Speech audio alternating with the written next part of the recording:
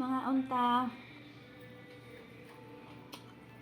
Food ang upo nga naay. Sardinas og miswa. Saya sa upo.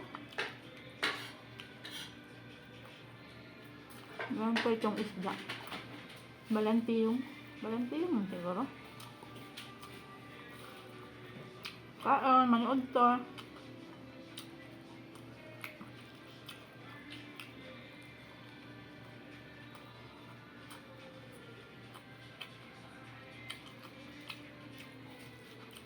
Ngayon na itong puhunan mga untang daghan, no? Dila limang travel dali sa abroad, no? Sa diligod ka po yung trabaho. Nagsamahin ka lang sa trabaho mga kabayan, hindi ka magkakapoy tayo na. Isod niya. Kao lang. Diyan magpapas mo.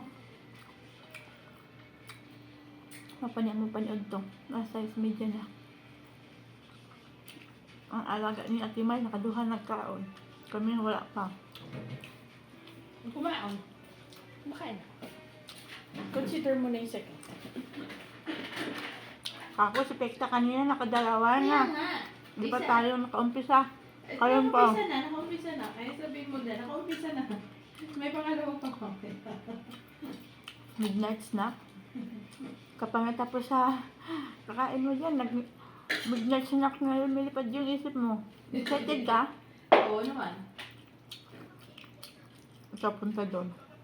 Ikaw pumunta doon. Dala lang tayo kay Maya.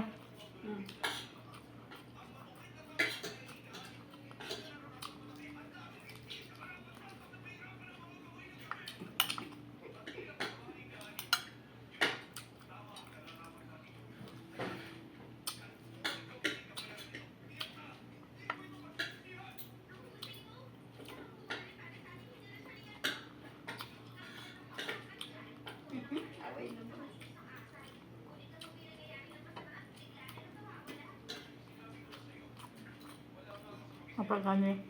Mapagay pagsugod na atira sa iyang paniud to, kaon po yung yun ako na. Ano pang midnight snack na niya. Mahikay ni Ate Luz. Be shout out Ate Luz. Busin nyo na yung isda. Yang. Nakita na ako ng sa aking breakfast. Pang midnight snack namin mamaya. Ayan. Nasobrahan ng paprika. Paprika. Yung fish masala pala. Dito ka lang nagprito. Diyan. Hindi maano, no? Dalawang piece na sala, ma'am. Basta pagkatapos, sabay linis ka. Hindi siya masyadong maano. Di ko na nakikita nagluluto si Muhammad ng upo. Yung solo upo. Eh, yun ang lagi ang ano niya eh. Nagluto namin diri ba ito? Opo, tapos kalabasa. Sulo. Hindi siya magluto. Sulo kalabasa. Tangan tomato paste, no? Lagyan tomato paste. Sulo upo. Ano siya? Luto. Ang tagaluto sa taas kayo. Baam siya. Sudan siya kimay, no? Oo. Sudan. Nada yung upo sa... Bakit alam ni Muhammad yung upo? May upo yata sa Sudan, no? Kasi alam niya eh. Oo, tsaka... meron nga silang saluyot, di ba?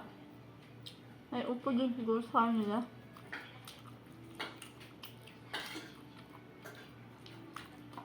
Kahit dyan, mayroon.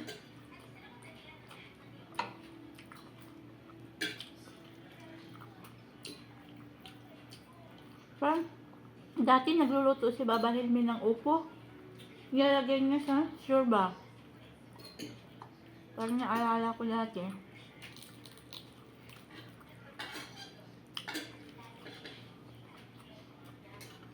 Pero wag ka na nalaman ko lang yung lokbati kay Baba. Huh? Sa Pinas, hindi mo nalaman. Alokbati sa Pinas. Rich kid ka talaga. Isa din tong rich kid. Shout out sa isang rich kid namin dito. Kasi wala naman malaman. Hindi alam ang alokbati. Yung Lokbati sa isa, amin. Hindi na kain ng alokbate. Yung isa na rescue, hindi kain ng ampalaya. Di ba tinatanim ni Baba yan sa bote? Alala mo yun? Tapos nagyabong na nga yung dahon niya. Doon sa taas. Mm. Nakilala mo yung alokbate. Dito lang sa Riyadh nga nakilala. Nagluto-luto na tayo ng alokbate. Dito lang niya sa Riyadh nakilala ang alokbate. Rich kid yan. Ano ba? Hindi mo naman alam yung maligoso sa amin. Wala sa amin yung maligoso.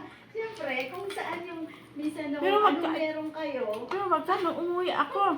Dami niyan. May maligoso siguro. Hindi ko lang alam. Kasi alam mo nung umuwi ako, noong 2023, yung bahay ng lula ko. May malaking gano'n no, tumubo. Ay, pinagtatanggalan ko ng dahon, ginulay ko. Yun eh. Hindi meron. malaki yun. Kasi sa lupa Sa na yun. lupa lang yun Nagumagapang. Maligoso? Yung ano, Isa pa eh. spinach pala na Pinas version sinasabi ko. Ano yung tawag? Kasi, nakita ko, hala, ito may yung binibili lagi ni Ate May sa akin. Yung spinach na Pinas version. Pinagtatatanggal ko. Pero yung maligoso, di ko pa kilala. Dalawang klase yan sa atin. Baka meron sa Pinas sa amin. Pero di ko lang siguro. Meron pero hindi. Sa mga palayan. Mga palayan. Kami Mga marami puso. kasi ng palayan sa amin. Kaya, ano na namin yan? Gusto ko yun, Day. Kasi Pagkain na namin yan. Basta isang sama. lang din yung sardinas yun, tsaka lagyan ko ng kamote na imamas ko. So, gusto nyo Oh. yun. Sa amin nilalaga lang. Lagyan ng kamatis, sibuyas. Kami kasi, alokbate din, marami. Sa amin walang, kaya hindi ko siguro makilala yung lokbati. Wala sa amin. Dati na sa Cagayan, Tsaka yung yung ang dami. yung kasing tawag. Meron pa nilalagay sa munggo yun, sarap din yun Dahon-dahon? Hmm. Ano? Meron dito? Nabigay dito natin sa bata? Wala Ang may mamumulaklak yun, tapos ang loob ng bulaklak niya kulay itim na maliliit. Ay, ito lang dahon niya. Alam mo yung parang money tree, yung maliliit? Mahaba ang dahon, hindi. Hindi. Para lang siyang dahon ng Kasi may madahon sa amin mahaba, ginugulay din eh. tahilong niya ngayon. Ay, ano kasi pangalan? Di ba kasi tayo nakadala ng dahon dito, masisira lang eh. Ang sarap yun sa munggo. Ano mo sa ano? Balot mo sa newspaper. Eh di ba nga, nung umuwi ako, nagdala ko ng dahon ng nalusaw lang. Kasi dala kong dahon. Kailangan ba? Oo, nasira lang. Anong dahon na dala ko noon? Maliguso. May nagdala sa atin na maliguso. Ikaw pala na. Napadala ko Ano na. kasing dahon na dinala ko noon? Nasira ba? Pero yung dala na, tinapon ko lang.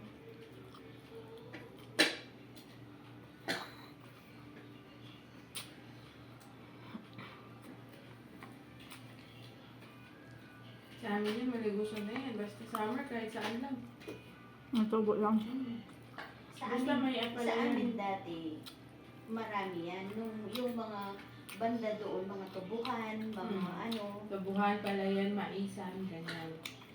Eh ngayon, Maisan. puro na mga bahay, kaya wala na sa amin.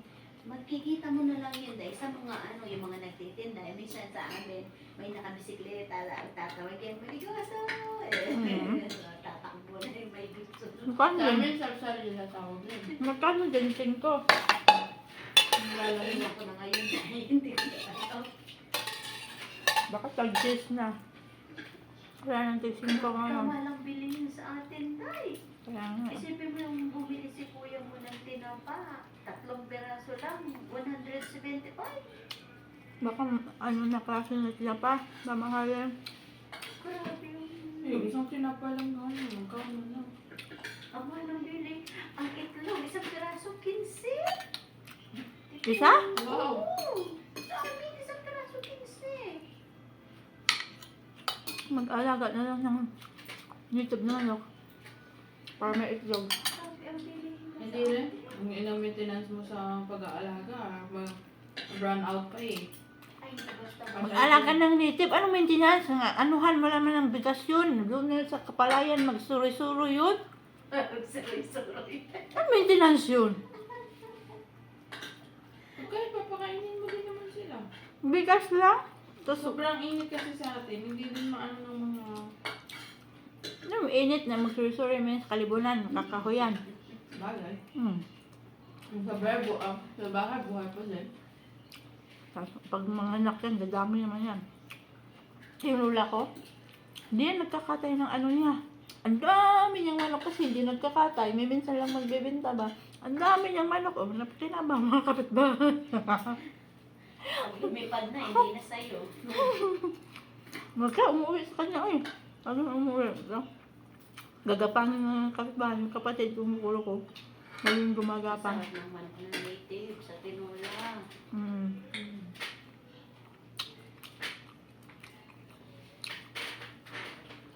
Pero hindi rin maganda lagi kung kumakain ng native. Bakit? Mas mahangin yun.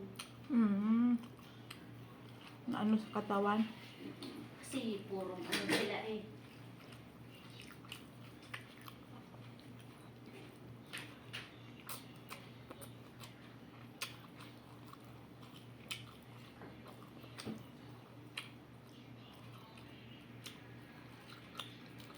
Oh, diet si Kirara. No, alam mo na, pinaghahandaan niya yung mamaya yan. Aram to. Nakaisa ka lang isda at tigla? Dalawa? Daming isda. Nakadalawang balik din ako ng kanin. Pinaghandaan niya mamaya yan.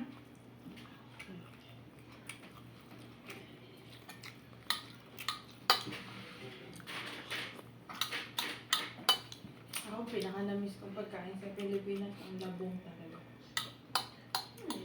Nung isang araw, nagugulang namin ni Ate Dore. Paborito ko yung naway na pagluto. Niluto niya ng gata. Oo. Gata, tapos lalagyan mo siya ng... ako nilalagyan ko ng okra o di kaya saluyot. Tapos yung yung sahog mo, either alimasag o di kaya yung isang klase ng aming malalaki pa. Suso siya pero malalaki. Malalaki siya ng klase.